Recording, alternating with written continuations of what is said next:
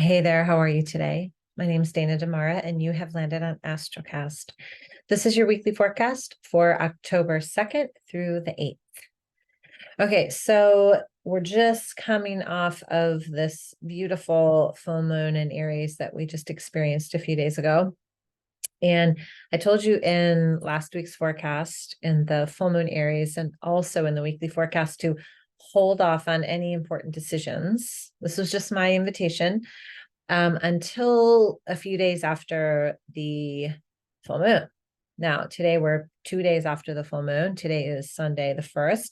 However, my invitation is to wait a couple more days, and here's why. First of all, Mercury opposite Neptune. Okay, Mercury is decisions, communication, clear thinking. But remember, Mercury was in retrograde for a really long time.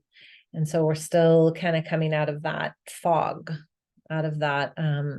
It's not really foggy. It's more like, here's all the information. And now what do you want to do? And it becomes challenging sometimes in Mercury retrograde to make a decision. And then sometimes when Mercury's in retrograde, we make a decision and then something happens to kind of throw that decision out of the park. Like, nope, that's not it, right?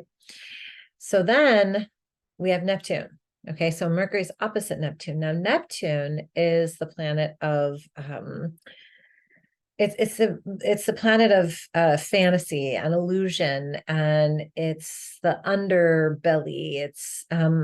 It's why we experience with Mercury opposite Neptune. It's why we experience that idea of what's truth and what's reality. It's challenging to do that.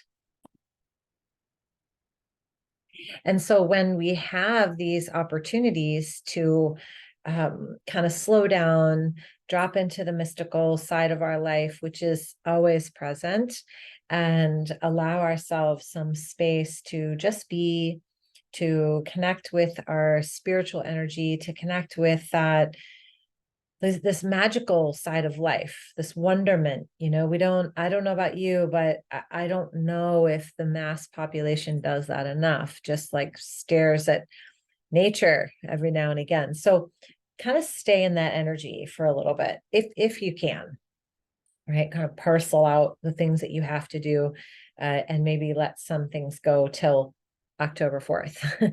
October 4th is when Mercury will enter Libra. Now, when Mercury enters Libra, it's fully moving forward.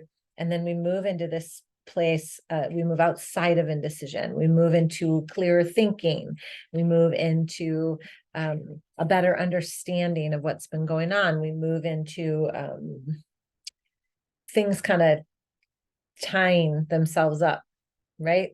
And so then maybe you had all these decisions to make, and either they've been made for you and you don't have to worry about it anymore, or you've gotten some sort of answer around which way to go. So October 4th, Mercury will enter Libra, which is great, which could shorten your long list of things to do, which is always wonderful, especially if you are an overthinker, you have like a lot of really great ideas. Now, as we move toward the end of the week, things are going to start to speed up a little bit. October 8th, Pluto's going to square Mars. Now, Pluto's about to go direct, okay? And if you remember, Pluto was in Capricorn since 2008, moved out of Capricorn into Aquarius. Yay! And then back into Capricorn, which is why some of us feel still a little like, why aren't my plans working out, or why is this, or I feel like I'm going through a transformation, or whatever, right? Maybe you're not feeling that. It's okay, but some people are.